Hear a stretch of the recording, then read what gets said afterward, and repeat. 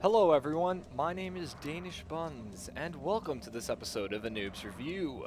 For those of you who are unaware, this is the gaming show where I bring you relatively unknown or new releases and try and provide some background information on the actual functionality behind the game, as well as my overall opinion. If you guys have any questions, comments, or suggestions, please feel free to leave them in the comment section below, or you can send me an email at camelsilo@gmail.com or tweet me at Danish Buns. The game I'm going to be talking about today is DayZ, or DayZ, or I guess DayZ. And I'm just going to let you listen to this a little bit because it scared the crap out of me when I first entered the game.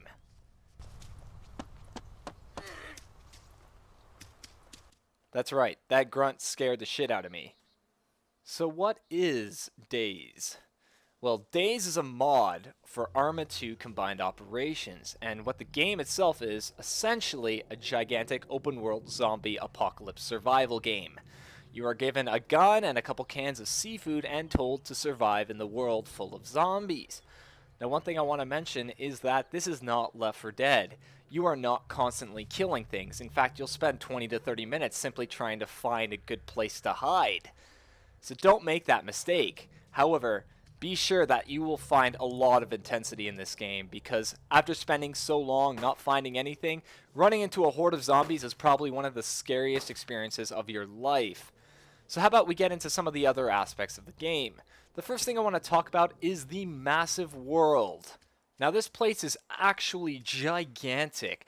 It measures 225 square kilometers. That means if it's a box, it's 15 kilometers long and 15 kilometers wide.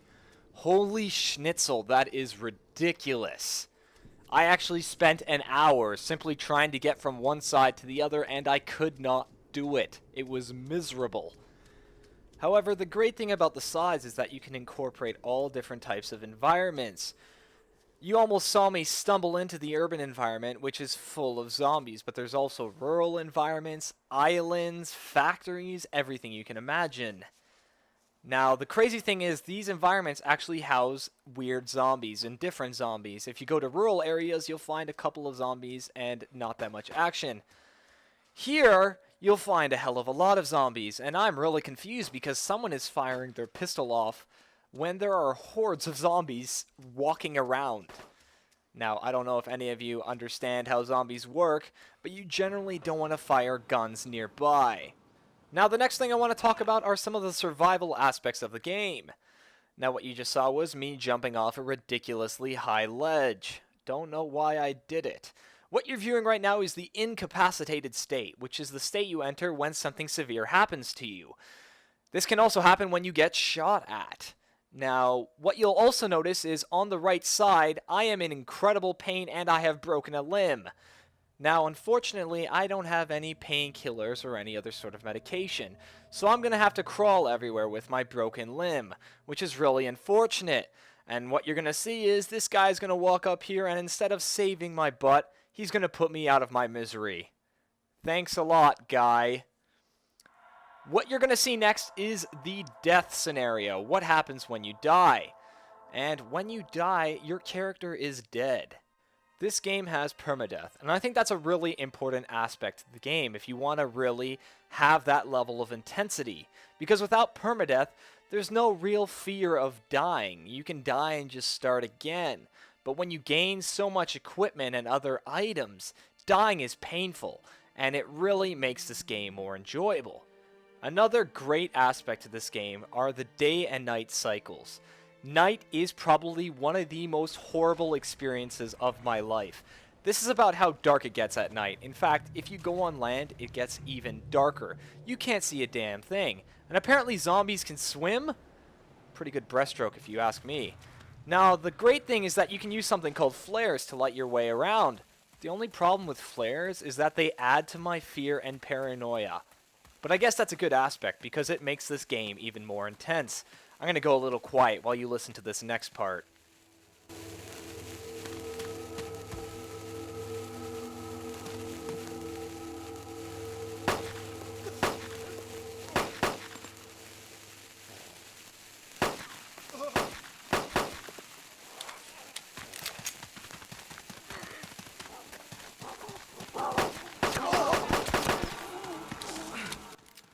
As you can see, it's freaking terrifying. Oh my god. They really do intensity well in this game. The next thing I'm going to talk about are the important survival aspects of the game. Now, not only do you have to avoid zombies eating your brains, but you also have to make sure that you get your dietary requirements. That means eating canned foods and drinking water. Now, I love this aspect of the game because it actually forces you to move around. You can't find a little hide hole and sit there the entire game. You actually have to travel to urban environments just to equip up. This forced movement actually makes this game ridiculous because when you're walking around, especially in the urban areas, you run into things like what you're about to see right now.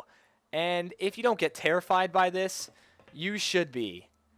Oh my god. Imagine getting attacked by all those things. Now that would just be an absolutely horrible experience. The one thing I haven't talked about yet, which I probably should, is the fact that this game is online. You're playing with 50 to 60 other players. Now, what does this mean? You, as a player, can either choose to help other players that you meet, or become a bandit, kill them, splay their bodies, and take all their equipment.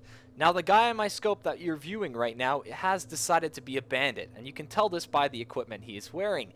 So what I'm going to do is I'm going to assist him to his timely death because I really don't want to lose my equipment. Now, I think this may be the most important aspect of the game because the level of intensity that you will be experiencing while working with other players is ridiculous. You have no idea if they're ever going to turncoat on you, and sometimes a thought goes through your head, maybe I should just kill him and take his shotgun. That is how zombie apocalypse games should work. And that is what I love about this game. The build-up to these intense scenarios is ridiculous because you will spend 10 to 20 minutes simply walking around with nothing happening and then all of a sudden run into a horde of zombies who bleed you out and suck your bone marrow. Awesome.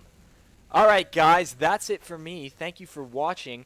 If you guys want to check out this game, click the underwear part of the video and I will link the DayZ mod in there. If you guys have any questions, comments, or suggestions, please feel free to leave them in the comments section below. You can also send me an email at camelsilo@gmail.com. Also feel free to check out my Twitter at Danish Buns. I will occasionally post awesome gifs of cats if you're a cat person. If you're a dog person, just stay away. I will leave you with this clip. Enjoy my fear, and thank you for watching. Oh my god. This is just fucking terrifying. And I haven't even seen anything yet. What the fuck is that? Is that a sign? Oh god.